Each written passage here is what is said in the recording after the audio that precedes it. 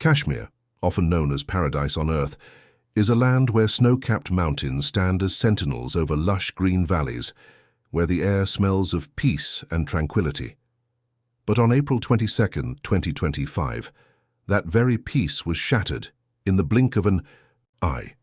In Pahalgam's breathtaking Baisaran Valley, 26 innocent lives were taken in a brutal act of violence that rocked the nation to its core. This is their story, the story of lives lost, the lives that could have been. And this is a tribute to those who were left behind to remember. It was supposed to be a day like any other, a serene spring morning, the sun shining brightly over. The hills, the perfect time for tourists to experience Kashmir's mesmerizing beauty. Families, friends, and couples from all over India had gathered to enjoy the valley's iconic landscapes, to share moments of joy and laughter. But in an instant, joy turned to horror. Militants, camouflaged in military fatigues, emerged without warning. They fired indiscriminately into the crowd, creating chaos where there had once been peace. In a matter of minutes, the beautiful valley, known for its calm, was filled with the sound of gunfire. People screamed in terror, running in every direction, their hearts racing as they scrambled for cover. But there was nowhere to hide. The ground was soon soaked in blood, littered with the bodies of the innocent. Some died trying to shield their children. Others perished, clutching the hands of their loved ones. The attack was not random. It was cold, deliberate, and ruthless. Shabir, a local horse guide, was one of the first to witness the horror unfold. He recalls the moment when everything changed. He told the media that they came out from behind the trees. At first we thought they were soldiers. We didn't know what was happening. Then they started shooting. A woman fell right in front of me.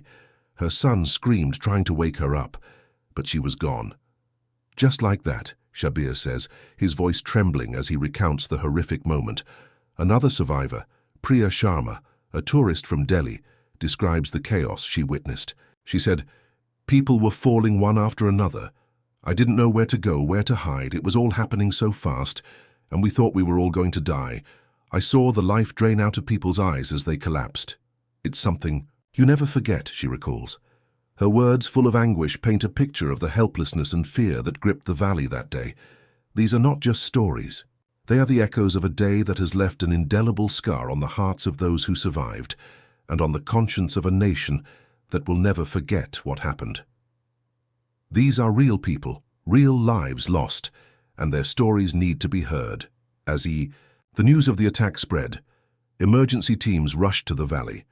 The wounded were taken to the nearest hospitals in Anantnag and Srinagar, where doctors and medical staff worked tirelessly through the night, trying to save as many lives as possible.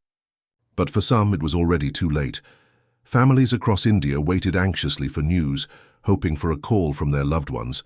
For some, the phone calls brought relief. For others, the words they heard would shatter their world forever. Among the dead were a schoolteacher from Jaipur, Ramesh Verma, and his elderly mother. They had come to Kashmir for what should have been a peaceful vacation. Instead, they were caught in the crossfire. They died holding hands, the bond of love and care ending in the most unimaginable way. They had been planning a lifetime of memories, together.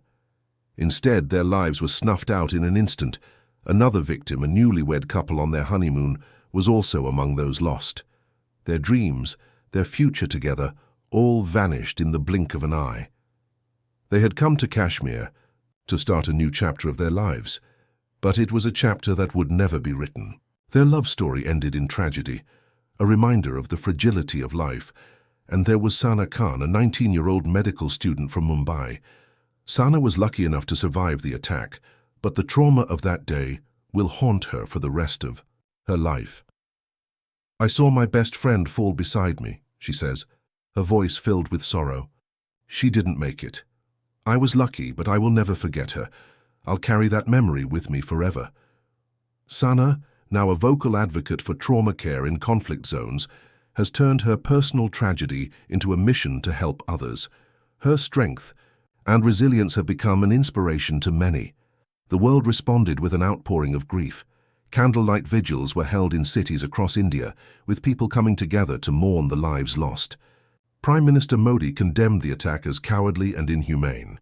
and leaders from Nepal, the United States, the UK, and the United Nations all condemned the violence.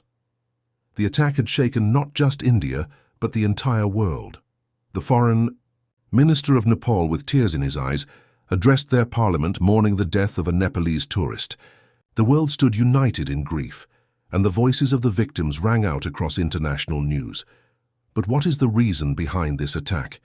To understand this, we must delve into the history of Kashmir, a land torn by conflict for over 7 decades. Kashmir has long been a region of geopolitical struggle between India and Pakistan, with both nations claiming it as their own. The people of Kashmir have suffered the consequences, caught in the crossfire of this bitter conflict. Militants, sometimes supported by foreign influences, have sought to exploit the tensions, spreading fear and hatred in an attempt to destabilize the region. But what they fail to understand is that every attack, every loss of innocent life, only unites the people more. The people of Kashmir and the people of India are resilient. They are determined to build a future of peace, and they will not be broken by violence. The killers may have wanted to create fear, but instead they ignited a spirit of unity and resolve. The world stood together, stronger than ever. The tragedy in Pahalgam is a painful reminder that life can be taken in an instant, but it is also a reminder that we must not let hate and violence define us. We must honor the memory of the 26 lives lost by standing up for peace, by working to ensure that no family ever has to suffer the loss of a loved one in such a brutal way again. This attack was meant to divide, but it only brought people together. In Delhi, children painted murals of peace on school walls. In Srinagar, people from all communities, Hindu and Muslim alike, came together for joint prayers. In Kathmandu, students sang songs of mourning for those who had lost their lives. The world responded with compassion, with love, and with a firm commitment to a future where no one has to experience the horrors of violence again. This documentary is not just about the tragedy that took place on April 22, 2025.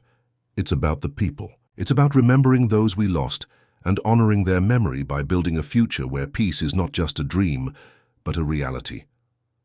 To the 26 lives lost that day, we say, we remember you, we mourn you, and we promise that your story will not be forgotten. Share this story. Let the world know their names, let their memory live on. Stand with us, stand for peace. If you found this video meaningful, please like, share, and leave a comment below to honor those who were lost. Your voice matters in spreading the message of peace. Don't forget to subscribe to stay updated on more important stories. Together, we can make sure the world never forgets.